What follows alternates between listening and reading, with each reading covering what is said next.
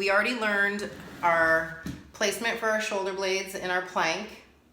We learned as we lower down, we're taking the chest right in between the thumbs. And we learned that our cobra comes from the thoracic spine, not the cervical spine.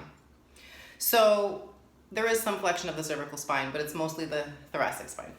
So now we're going to continue from there. I'll just go over what we've already learned so far. I'm in my plank. I set my shoulder blades. The back is working as I lower down. I'm bringing my chest between my thumbs. I land. Tops of the feet stay on the mat, and I come in a thoracic extension. So we're here. My legs are strong. We move from here as we push into the hands. You can come up to your table, tuck your toes, and now we're in our downward dog. So with our downward dog, we have straight arms, legs, and spine. The hinge is happening at the hips. Now, there is a tutorial already on there on downward dog for bodybuilders, but I'll go over it again.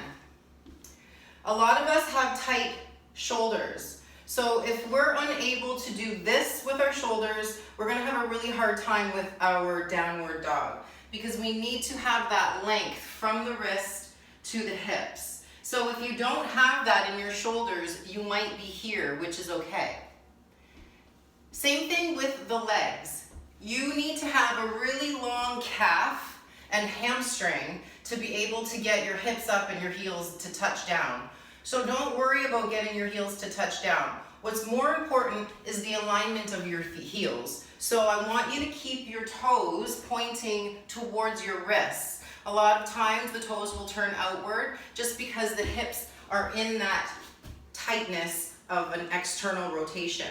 So when you're in your downward dog, imagine that you're trying to spin your heels out, yet they're not moving. I just want you to feel that engagement in the glutes. So your downward dog might look more like this with your shoulders and maybe this with your knees. That's okay. Keep trying to push your hips up as you press your armpits back and straighten your knees. So there's a lot of different angles that you need to address here. But really what we're trying to keep a strong foundation in the hands, a strong foundation in whatever is on the ground. If it's not your whole foot, that's completely fine.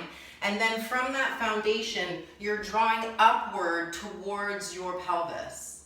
So you want to have equal strength in your hands and in your heels. So that's our downward dog. Make sure that your fingers are spread wide. And when you're pushing into your hands, you're going to have more power if you push into each finger. You're going to be able to engage the forearm, and that's going to be able to engage the shoulder more. So be aware, your planks grounded into your hands, your table you're grounded into your hands, your downward dog, same thing. Try that out. Let me know what you think.